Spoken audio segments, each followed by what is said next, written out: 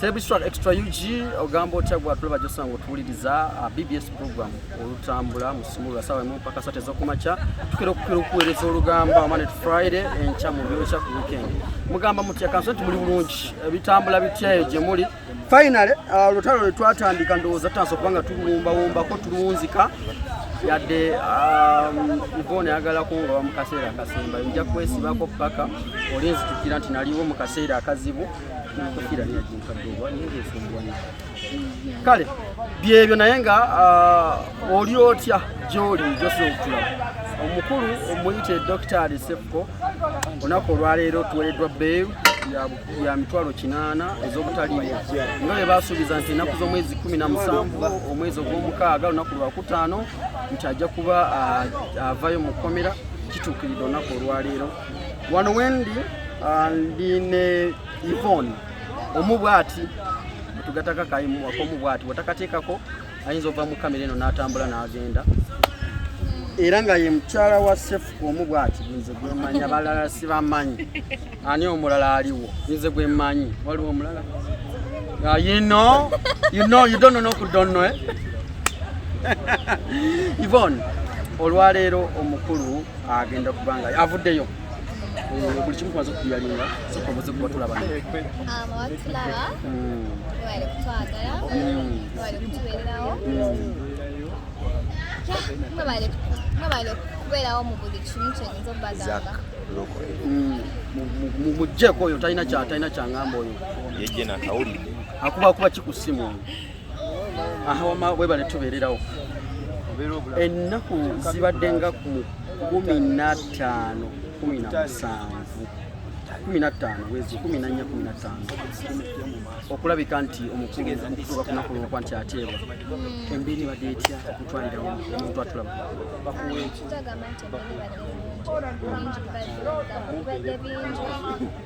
bingi bihappeninze mu embeera naye nebaza mukama nsobodde obiyitamu nsobodde okuggusa kye natandika kyewatandika okiggusiza so kitagamba nti bibadde birungi bingi bibaddewo bingi bihappeninze naye all in all it has come to an end Kiwedde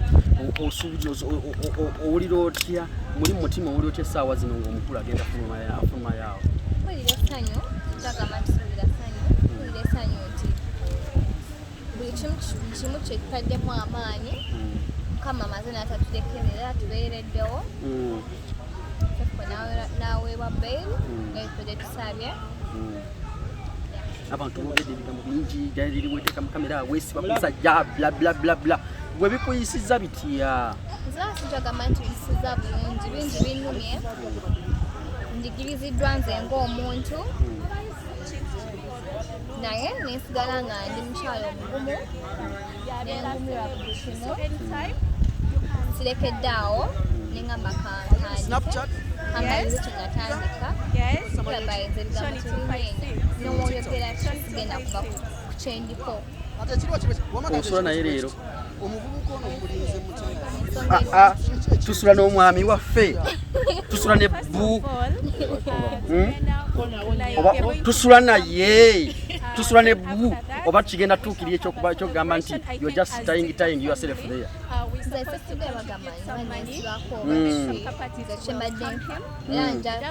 okiremeddeko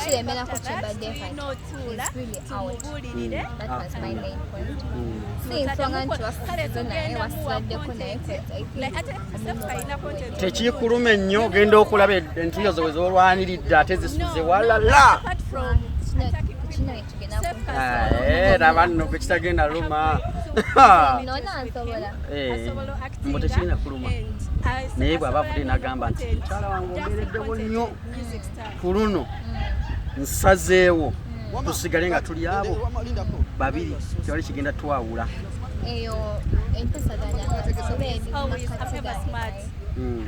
muli mutima nawe oli akyo okyagala mbuto kyagala muli okyagala bwana akisinyako n'agamba Ivone wange come back to that gwasalawo gamba amaze wallahi layira wallahi nti gwasalawo oba osigala batusigala naye I have the right to say yes or no. Onako olwaleero Nenga alina right okugamba nti lero ngenda naawe. Ogana. Kyogera ningana awalala tuddawa Nga gwani agana. Yvonne. Nga jjajja avuzeeyo ng'ogamba toyo. Ku maanyi g'oyiyewo omubiri g'oyiyeyo nga jjajja avaayo ng'ogamba sigenda sula nawe. Ano Yvonne. Yvonne n'omuntu bw'akulaba. Wamma obadde ongamba ngumizeeko nnyo awo. Onoosulayo oba toosuleyo. Yongera okukonawo. Tubeeyo. Ogenda muwonaaza naazaako manyi munaazaako ku ddagala biki bwe bityo ng'omutavudde mu kkomera. Naye bwe mpuliranga. Babonaaza bombo. Baana ababonga abasinga bava mu kkomera. Mbo bejjako bisaani bya kkomera. Kati byonna biteeseteese byo. Tubuze eddakiika ntono abe ng'afuluma wabweru awo. Nange ntana kasaawa. Weesunze. You can't wait. Oh my God. Nawe otunula kasaawa. Omukulu takuyitako. Olemwa. Kati omutima gukuba. Wetwa. Kati bakusookayo oyinza okwogera otya bannaani. Abalala ne bakusookayo. Ekitebiri mu kusooka. Toba ki. Ekiriba ekikyo kiba kikyo ekitaba kikyo ekiriba kikyo. Newonzokayo nga kiki. N'oli mukazi mugumu nnyo nga bakuvumye. Nga bakugambye weesibye ku muyaaye. N'olemerako. Leka nkubuuza akabuuzo kano nga kakale nga kamera teyogera nnyo. Omusajja yakola ki ekikuleetera ebyo byonna? Si musajja. Mutima gwa muntu. Oba alina we yatuuka ng'abala abaale mu ttuuka wo. Nze nga nze buli muntu abadde no kino kantugambe divorce. Si love buli muntu abaddeko ne Yvonne. Era akunyumiza Yvonne yani nze neyoba nga si boyfriend baki nze mbeera omuntu mbanga oli kyali wange ng'oli mukwano gwange nkubeerawo newekiba ki nkubeerawo mu buli mbeera. So kugamba talina kye yakola ky'amaanyi. Just kiva ku mutima nti nze kaningamba nti kati ekiringa naye ng'ofunye ekizibu. Nso okubeerawo mu bulimba neekwa kwetaaga kwewola ssente. I see ndaba akaseera ko ng'oli mu kumbeererawo. You know, naye Yvonne wale ky'omanyi ky'osirikidde ky'otagala kwogera. Omukulu Uncle Dr. Sefko kye yakola nga gwe toyagala kyogera. Omumuwayiza tewali just nze nga nze ng'omuntu. I'm naturally like that. Maybe I just have a good heart. You have good heart for everyone. Oyagala buuza ku nsonga ziri ez'omuntu. Mwana oyo naye yagala kati amaze N'ebibuuzo omwana amaze n'akibuuza ate there is a reason lwaki omuntu ayagala nnyo omuntu ayinza kubeererawo oba ayinza okuba Mr. UG asooka alinde mu katono sooka omunyige iPhone ginyige bali gwe ensonga z'omukwano ezo omukulu amaze n'akibuuza mbubya ddala bali bafulumya okugamba obusembayo kale Kinzo bagamba bagala nnyo mwebale kunjagala bati Yvonne. Thank you ka energy I see it. Simanyi kyabakolera simanyi nangeri ya beera. After party eriwa? After party. Wakae? Wekije kigwera. Ogenda soko mujje kikyamangu mangu.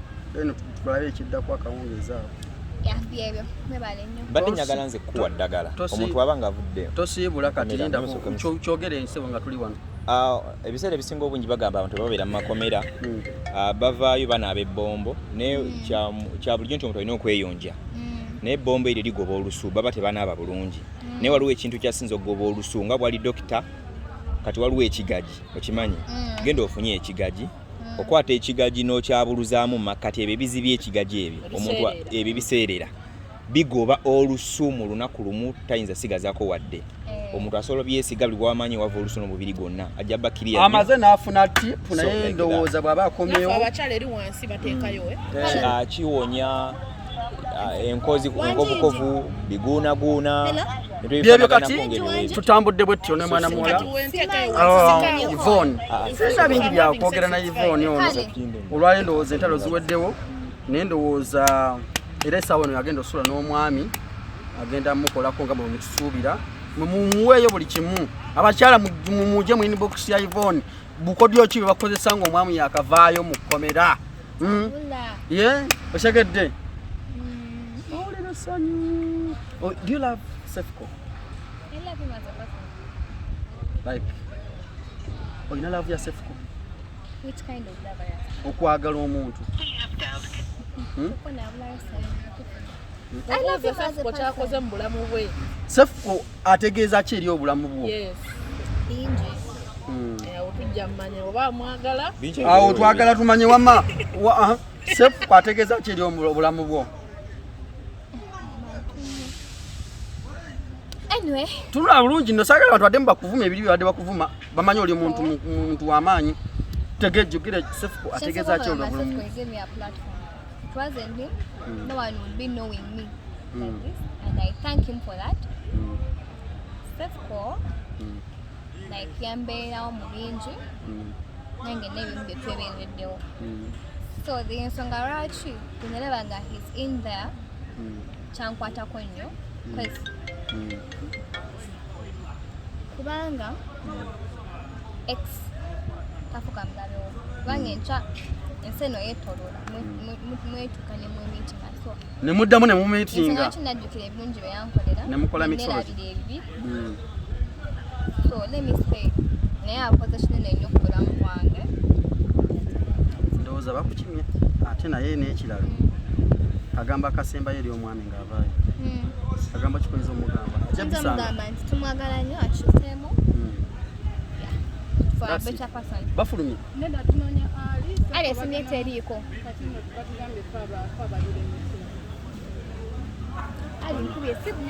kujeyo temutukubya mutima so hey come and say hi to me mbere bulungi mweraba mwebatage so this is your TikTok fun girl after here you follow me I'm called Divosh, that's my name.